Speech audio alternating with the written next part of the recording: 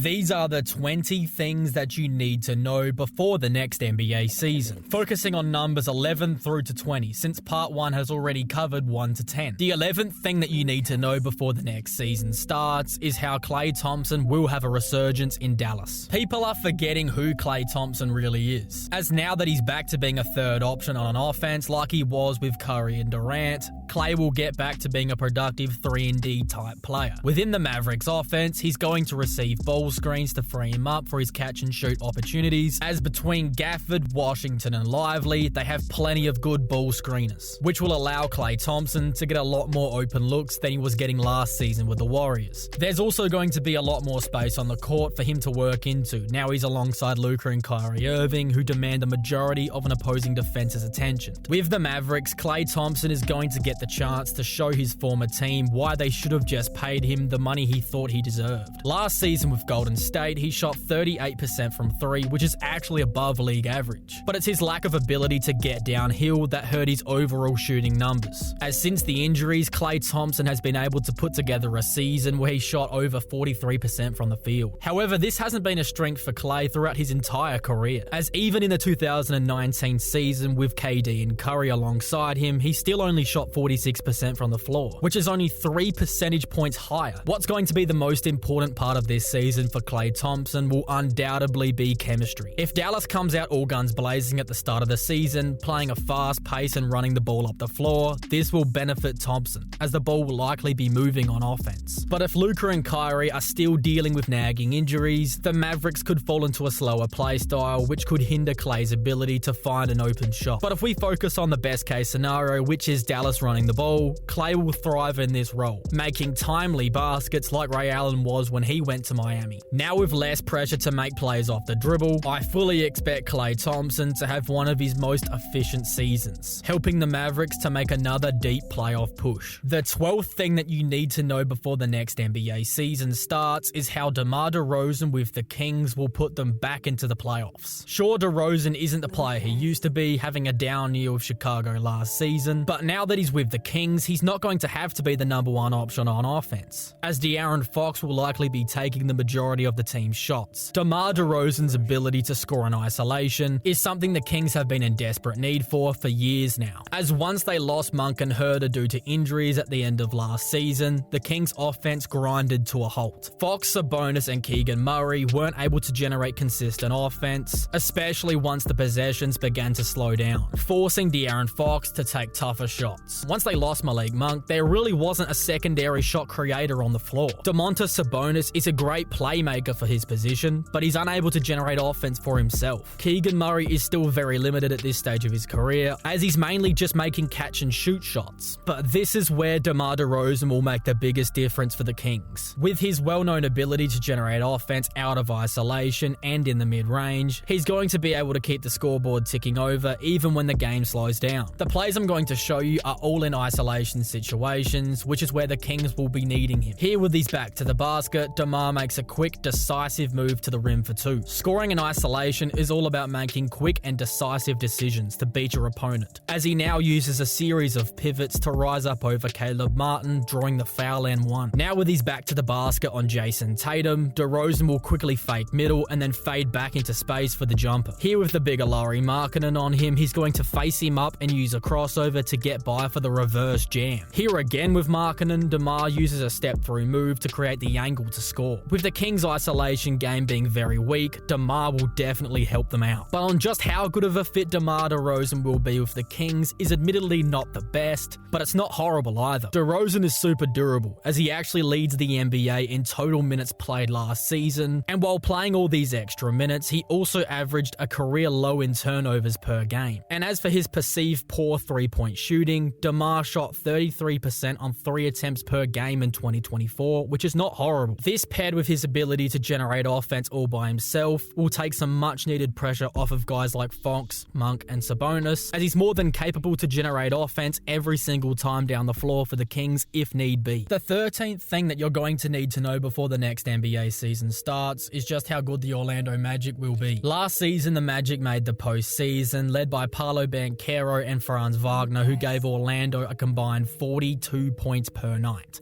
But in the playoffs, it was Banchero that stood up, as he averaged 27, 7, and 8 on 45% shooting, pushing Cleveland to a 7th game. These numbers are truly LeBron-like, as in only year 2, Banchero looks like he's the real deal. Here in Game 3, Banchero piled on 31 points and 14 rebounds, leading the Magic to a win, and this is how he did it. Here, even though Mobley plays great defense, Paolo is still able to get this one to go. Now it's Franz Wagner who draws in the defense to allow the kick-out pass to Banchero for an open triple. Here, Wagner runs out of room, so he kicks it back out to Paolo, who gets another 3 ball to go. Now it's Banchero who will set a screen for Cole Anthony, who's able to get it back to him on the roll. And using a soft touch, Paolo gets 2 with a floater. Here with Cleveland in a zone, Banchero smartly positions himself at the top of the free throw line to bust the zone. Once the Cavs defense collapses, he fakes the pass to Franz and then makes a tough fall-away shot over Jared Allen. Now on defense, he strips Donovan Mitchell, as he's then able to quickly push the pace and find Suggs open for a triple. I feel like I need to remind you guys that Evan Mobley is an elite defender, but here Banchero makes him look lost, waltzing his way to what looks like an easy mid-range hit. Then on Mobley again, Paolo Banchero will get to a step-back triple and knock it down. It should have been a crime that nobody was talking about just how good this kid already is in year 2. Then with the smaller Max Strus on him, he makes a LeBron-like play, losing him with the pump fake and then finding Wendell Carter down low for the slam. Now again with Strus, Banchero shows off his mid-range jumper again, knocking down the long 2. This shot on Isaac Okoro was absolutely ridiculous. He is stepping back for another hit. In the 7 games against the Cavs, Paolo Banchero put on full display just how high his ceiling really is. But meanwhile for Franz Wagner, he saw a drop in production, only averaging 19 points on 40% shooting, and in the closeout Game 7, he went 1 of 15 from the floor. Even though Franz didn't meet expectations, the Magic still re-signed him to a 5-year, $224 million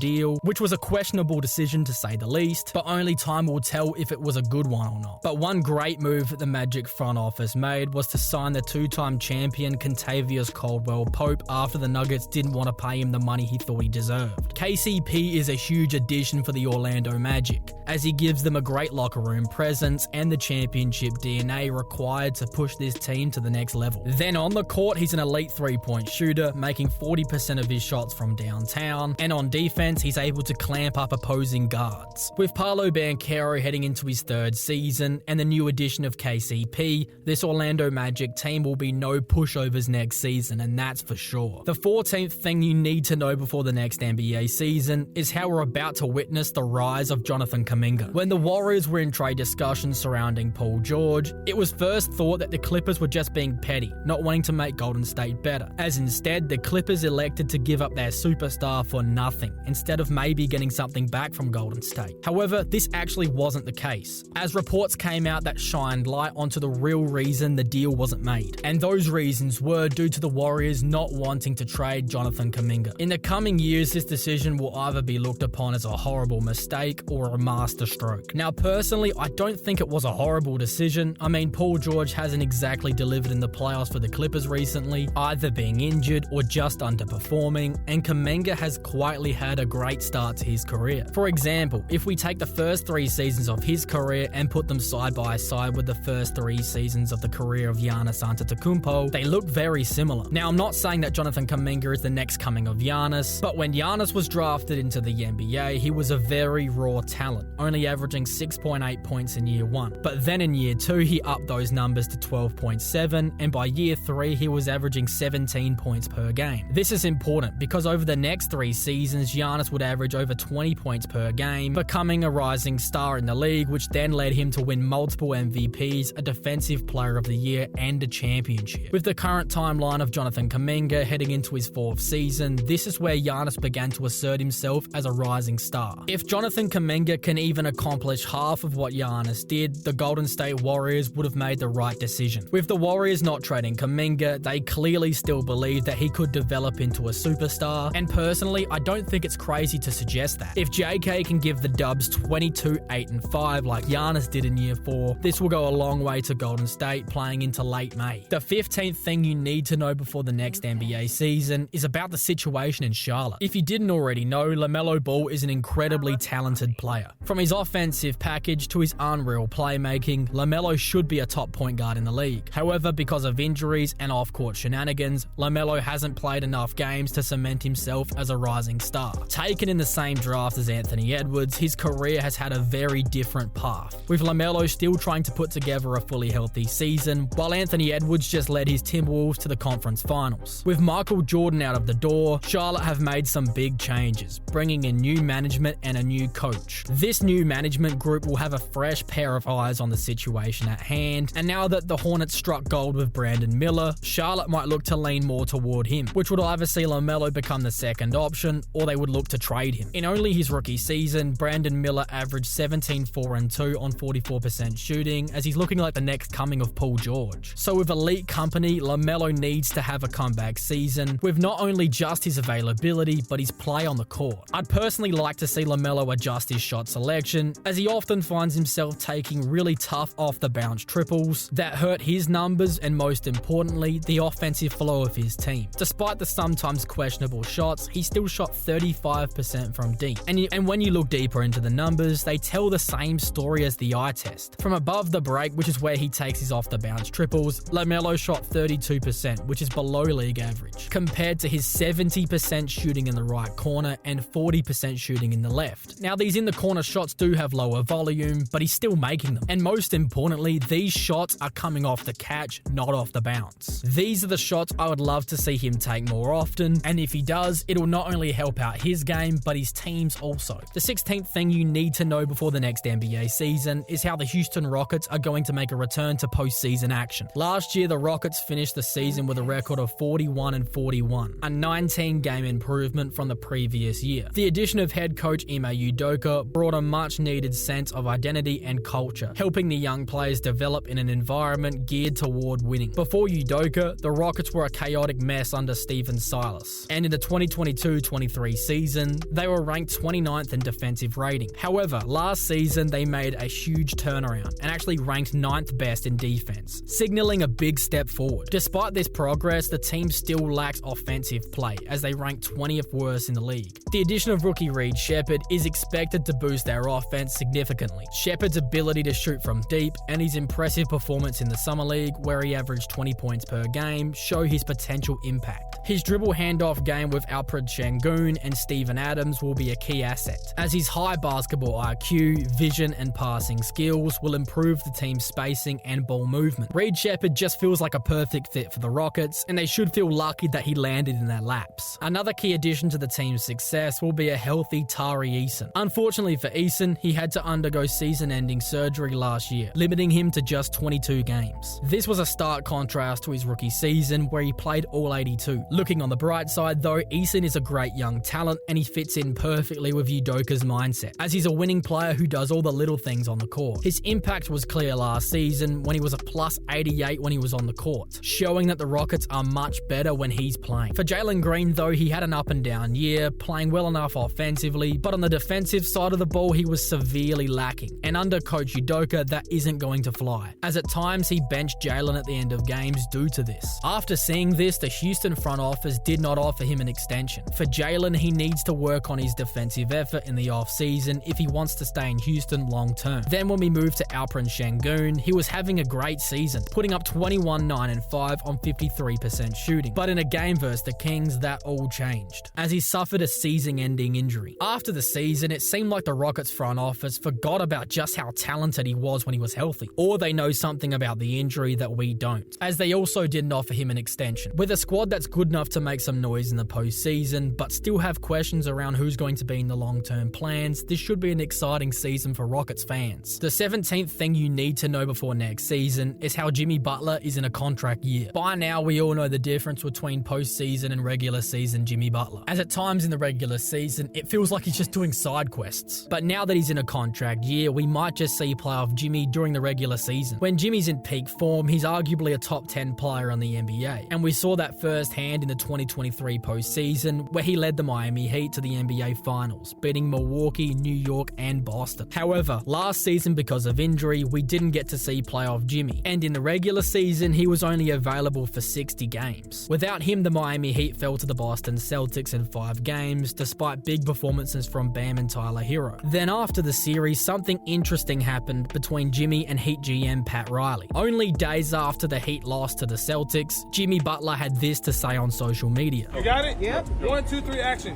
If I was playing, Boston would be at home, New York damn sure would be at home. In response, Pat Riley made his thoughts very, very clear. Is that Jimmy trolling or is that Jimmy serious? You know, if you're not on the court playing against Boston or on the court playing against the New York Knicks, you should keep your mouth shut. After this, Jimmy managed to do just that, but to say Jimmy has a lot to prove next season is an understatement. The 18th thing we need to know before the next season is just how good Scoot Henderson will be. After a bad rookie season by anyone's standards, averaging 14, 3 and 5 on bad efficiency, the career of Scoot Henderson looked up in the air. But after the injury later in the season, he appeared to find his footing, as over the final 19 games of the season, he was putting up 16, 3 and 7 on much better shooting numbers, making 35% from downtown compared to his 18% to start the season. The eye test was backing these numbers up also, here making the dime to Ayton down low for the easy finish. Now DeAndre Ayton sets the screen, and the Pelicans were so worried about the pass down low to him that they leave Scoot open, and he makes them pay. Coming into the league, we were told that his ceiling would be like a Russell Westbrook with a better jump shot, and later in the season we definitely saw flashes of that. Now again in the two-man game with DeAndre Ayton, Podziemski defends the pass, so again Henderson just takes the three-pointer and knocks it down. This two-man game with Ayton was effective down the stretch of the season, as now he uses it to get space to knock down a floater. But even without DeAndre Ayton, he could still get to the basket, here using his speed to blow by Kuminga, and then his strength to finish over Moody. Here off a bad pass from Jeff Green, Scoot Henderson comes up with the deflection and yams it on his head. These are the flashes of Russell Westbrook I was referring to earlier, as the career of Scoot Henderson is far from over just yet, and when you consider the work he was putting in with Stephen Curry to help his jump shot, year 2 for Scoot Henderson could be a big one. The 19th thing you need to know before the next season starts is how Nikola Jokic is still the best player. The Joker, even after being eliminated in the second round, still has the claim to be the best player in basketball. His level of passing and scoring is otherworldly, as Jokic is an effective 3-level scorer, and because of his height, he can make passes out of any situation, whether that be out on the break, in the post, or even in the mid-range. Here, instead of catching the ball, Jokic saves time by tipping it to Watson, and he gets an open 3. Now in the backcourt, Nikola makes the quarterback pass to AG for the finish. He makes plays like this look far too easy, now bouncing the ball through Kuminga's legs to find Gordon. And now in the Garden, he hits AG with a no-look over-the-head pass for the easy 2. Then when you combine this level of playmaking with his ability to score the basketball himself, Nikola Jokic is absolutely impossible to stop. And especially now that he's a champion, there's no way he still isn't the league's best player. The 20th thing you need to know about the next NBA season is how there's a decision to be made in Cleveland. Last season, the Cavs made another step in the right direction for the most part, but somehow it still almost felt like a wasted season. Even though they were able to make it out of the first round, it was still the same story in Cleveland. Donovan Mitchell and Darius Garland are still struggling to coexist. In the games without Garland and with Donovan Mitchell, Cleveland went 14-5, with Donovan Mitchell putting up 29, 5 and 7 on 48% shooting. Then when Darius Garland returned, the Cavs dropped to 31-26, barely being a 500 team, with Donovan Mitchell now averaging 25, 5 and 5 on only 44% shooting. It's clear that a change needs to be made, as this Cavaliers team without Darius Garland instantly become a top team in the East overnight, and with him, they plummet to being a middling team. If I'm the Cavaliers GM, I play Darius Garland to start next season, hoping he increases his trade value, and then if things are looking very similar, I'll flip him at the deadline for a better wing. But if Garland and Mitchell can figure it out and have a great record with each other on the floor, that would be great, but I'm still not sold on a backcourt that features 2 6'1" guys who can't play defense. What would you do if you were the Cavaliers GM? And if you missed part 1 of the series, you can click here to watch the first 10 things you need to know before next season.